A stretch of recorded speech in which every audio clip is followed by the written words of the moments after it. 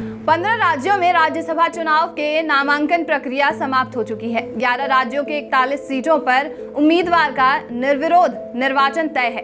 वहीं 4 राज्यों के 16 सीटों के लिए 10 जून को मतदान होगा। इसी दिन इन सीटों पर नतीजे भी आ जाएंगे। जिन राज्यों में मतदान की नौबत आई है उनमें महाराष्ट्र, राजस्थान, हरियाणा और कर्नाटक शामिल है। आइए जानते हैं कि आखिर इन राज्यों में राज्यसभा चुनाव का समीकरण क्या होगा, कहां किसका पलड़ा भारी है, भाजपा ने 4 अतिरिक्त सीट जीतने के लिए क्या रणनीति बनाई है, कांग्रेस का क्या प्लान है। नमस्कार, आप देख रहे हैं नजर टुडे। मैं हूं आपके साथ प्रज्ञा झा। राजस्थान में क्या है समीकरण, इसे जानते हैं। राजस्थान में 4 राज्यसभा सीटों के लिए चुनाव हो रहा है। कांग्रेस ने 3 और भाजपा का 1 उम्मीदवार उतरा है। घनश्याम तिवारी भाजपा के उम्मीदवार हैं। प्रमोद तिवारी, मुकुल वासनिक और रणदीप सुरजेवाला को कांग्रेस ने उम्मीदवार बनाया है। इनके अलावा हरियाणा से निर्दलीय सांसद सुभाष चंद्र इस बार भाजपा के समर्थन से राजस्थान में किस्मत आजमाएंगे। चंद्र का कार्यालय 2 अगस्त को पूरा हो रहा है। अब देखना यह है कि क्या होगा गणित। चारों सीटों के लिए 5 उम्मीदवार उतरने से यहाँ चुनाव होंगे। 200 सीटों वाली राजस्थान विधानसभा में एक उम्मीदवार को जीतने के लिए कुल 41 वोट की जरूरत होती है।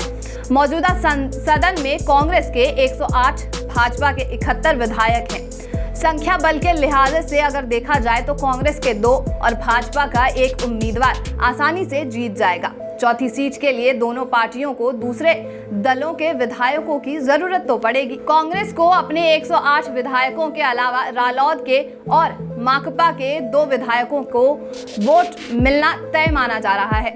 ऐसे में उसे अपने तीसरे प्रत्याशी को जिताने के लिए 14 अतिरिक्त वोट की जरूरत पड़ेगी। वहीं भाजपा के समर्थन से निर्दलीय पर्चा भरने वाले सुभाष चंद्र को जीतने के लिए 8 अतिरिक्त वोट की जरूरत पड़ेगी। उन्हें भाजपा 30 विधायकों के अलावा हनुमान बेनीवाला के 3 विधायकों का समर्थन मिलना तय माना जा रहा है। ऐसे में निर्दलीय और बीटीपी के विधायकों का वोट किसी भी उम्मीदवार के लिए निर्णायक हो सकता है। समर्थन जुटाने के लिए राजस्थान में रिसोर्ट पॉलिटिक्स भी शुरू हो चुकी है। हरियाणा का क्या है हाल, चलिए ये जानते हैं। हरियाणा में 2 राज्यसभा सीटों के लिए चुनाव हो रहा है।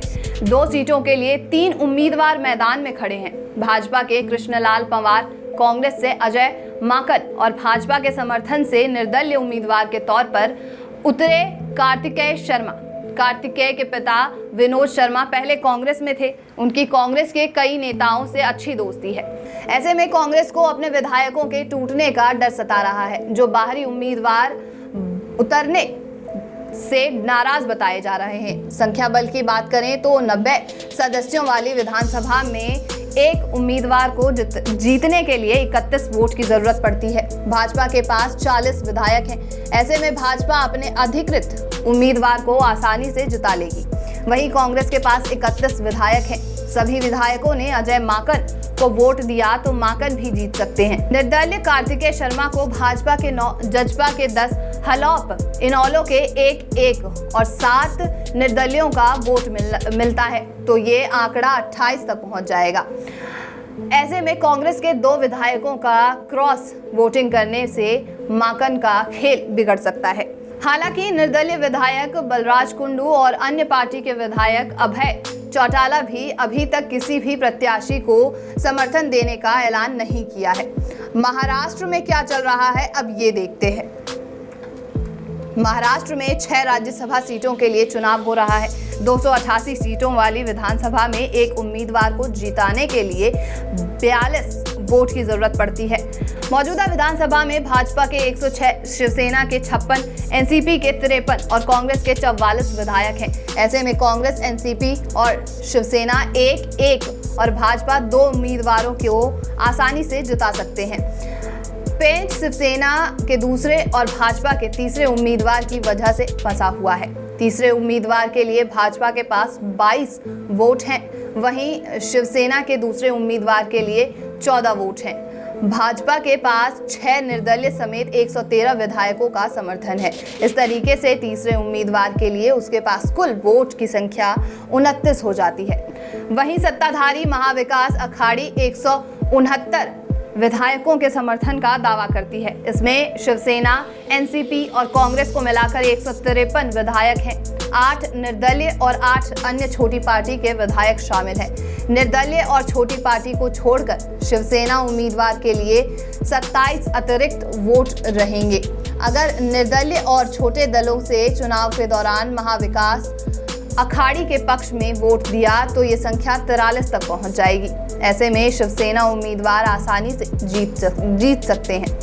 हालांकि अगर भाजपा कुछ निर्दलीय और छोटे दलों के विधायकों को तोड़ने में सफल रही तो मुकाबला रोचक हो सकता है। चुनाव से पहले भाजपा और शिवसेना दोनों अपने सभी उम्मीदवारों के जीतने का दावा कर रही है। कर्नाटक में क्या होगा, नया नाटक, ये जानना जरूरी है। राज्यसभा चुनाव में सबसे रोचक मुकाबला कर्नाटक में ही होने वाला है। यहाँ 4 राज्यसभा सीटों के लिए चुनाव होने हैं। इन 4 सीटों के लिए 6 उम्मीदवार मैदान में हैं। भाजपा ने 3, कांग्रेस ने 2 और जेडीएस ने 1 उम्मीदवार उतार दिया है। 225 सदस्य विधानसभा में एक उम्मीदवार को जीतने के लिए 46 वोटों की जरूरत पड़ सकती है। मौजूदा सदन में स्पीकर समेत भाजपा के 120, कांग्रेस के 69, जेडीएस के 32 विधायक हैं। अन्य छोटे दलों के 4 विधायक हैं।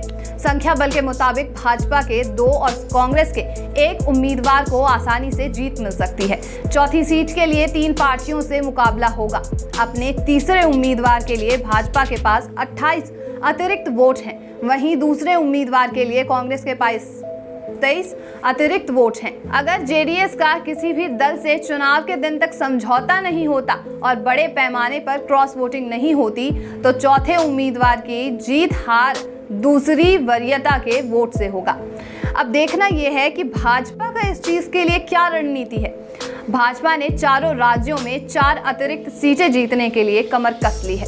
पार्टी ने चारों राज्यों में 4 केंद्रीय मंत्री को प्रभारी बना दिया है। राजस्थान के लिए नरेंद्र सिंह तोमर, हरियाणा के लिए गजेंद्र सिंह शेखावत, कर्नाटक से जी किशन रेड्डी और महाराष्ट्र के लिए अश्विनी वैष्णव को प्रभारी बना दिया गया है। भाजपा की कोशिश कांग्रेस के अंदरूनी कहल और निर्दलीय विधायकों की मदद से इन सीटों को जीतने के लिए का है।